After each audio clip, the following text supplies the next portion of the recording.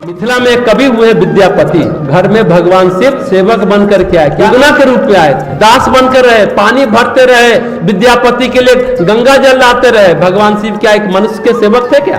दास बनकर रहे, उनकी मर्जी थी, उनका सेवक बनकर रहे और विद्यापति की हर सेवा करते रहे, पैर दबाते रहे, कपड़े धोते रहे, विद्यापति की पूरी सेवा की। पार्वती जी परेशान हो गई, अरे कब तक करते रहिएगा? तो भगवान शिव क्या बोलते हैं, अरे बड़ा मजा आ रहा है, आनंद आ रहा है, ऐसे मेरे भक्त है विद्यापति, इसकी सेवा करने में बड़ा मजा आ रहा है, बहुत सुख मिल रहा है। उगना रे मोरा कते गेला शिव विद्यापति, जिनका काल सन 1352 से 1448 है। वे मैथिली और संस्कृत के कवि थे, संगीतकार थे, लेखक थे, दरबारी थे और आज पुरोहित भी थे। वह शिव भक्त थे, लेकिन उन्होंने प्रेम गीत और भक्ति वैष्णव गीत भी लिखा है। उन्हें मैथिली कवि कोकिल यानी मैथिली के कवि कोयल के नाम से जाना जाता है। वैसे उनका नाम विद्यापति ठाकुर। उनके गांव का नाम पता है?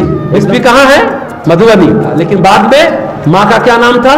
हासिनी, और पिता का नाम गणपति ठाकुर। वे कपिलेश्वर महादेव की आराधना कर और दोनों माँ पिता, और उस आधार पर पुत्र रत्न मांगा तो विद्यापति पैदा हुए। विद्यापति तुलसी, सूर, कबीर, मीरा सभी से पहले के कवि हैं। उनकी चर्चा अपने बांग्ला में नहीं कम है जितना तुलसी, सूर, मीरा की चर्चा है, कबीर की चर्चा है, विद्यापति की चर्चा नहीं है। हम लोगों को इस पर काम करना चाहिए कि विद्यापति के जितने गीत हैं उसको सबको बताना भी चाहिए। विद्यापति बाद में उनके वंशज बिस्पी गांव को त्याग कर मधुबनी के सौराठ गांव में स्थित सभागाछी में बस गए, वहां आकर के उनके वंशज बसे। विद्यापति शिव एवं शक्ति दोनों के प्रबल भक्त, शक्ति की भी उपासना करते थे और शिव की भी उपासना करते। हाँ, एक कथा उनकी है, जब शरीर रुग्ण हो गया है उनका तो उन्होंने शरीर छोड़ने की इच्छा जताई, तो अपने पुत्रों को कहा कि हमें सिमरिया घाट गंगा के किनारे ले चलो। इसलिए यहाँ के लोग सिमरिया घाट जरूर जाते हैं अंतिम गंगा लाभ के लिए।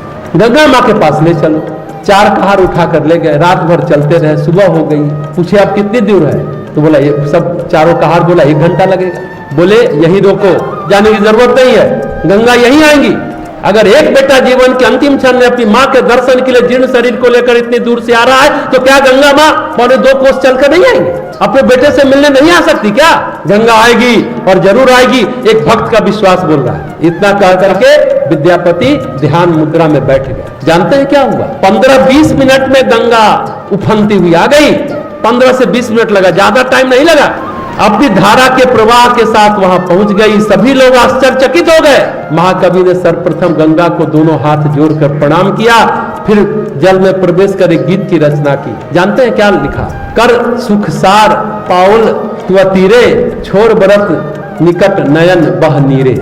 हे मां, पतित पावन गंगे, तुम्हारे तट पर बैठकर मैंने संसार का अपूर्व सुख प्राप्त किया है। तुम्हारा सामिप्य छोड़ते हुए अब आंखों से आंसू बह रहे हैं। हाथ जोड़कर विनती है कि पुनः तुम्हारे दर्शन हो। एक अपराध को क्षमा कर देना, लेकिन मां मैं तुम्हें अपने पैरों से स्पर्श, क्योंकि उसमें प्रवेश किया ना, तो पैर से स्पर्श किया। देखिए एक कवि का मन, एक संवेदनशील मन, एक सहृदय मन कैसा होता है। मुझे क्षमा करना, एक अपराध किया, क्या मैंने तुमको पैर से स्पर्श किया है, क्या बात। अब जब तक योग ध्यान की क्या आवश्यकता? एक ही स्नान में मेरा जन्म कृतार्थ हो गया। बार बार निवेदन करते हैं विद्यापति मृत्यु के समय कि मुझे मत भूलना। क्या भाव है, क्या भाव है, क्या भक्ति है, क्या विश्वास है। यह विश्वास की पराकाष्ठा है विद्यापति। श्री अरविंद पांडिचेरी के, उन्होंने भी लिखा है, जीवात्मा का जब संकल्प होता है तो प्रकृति उसके अनुरूप सब व्यवस्था जुटा देती है। जीवात्मा अपने चित्त के दाग धोने के लिए, मलिनता धोने के लिए कभी कभी अपने को भयानक संकटों में डाल देती है, पर भक्ति सच्ची है तो कष्ट दूर हो जाता। उगना के रूप में भगवान शिव सेवक बन जाते हैं, वो भी अपनी मर्जी से। कहने का मतलब है जैसे विद्यापति की सेवा में शिव लग गए, वैसे ही राम जी की सेवा में शिव हनुमान बनकर लगे।